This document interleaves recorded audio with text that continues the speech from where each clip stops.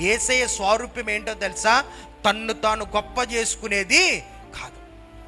యేసయ్య స్వారూప్యము నీ గొప్పతనాన్ని సమాజానికి చూపించుకునేది కాదు. యేసయ్య స్వారూప్యం ఎప్పుడు కూడా తన్ను తాను తగ్గించుకునేటువంటి స్వారూప్యం. ఈరోజు అలాంటి వారిగా మనం ఉండగలుగుతున్నామా?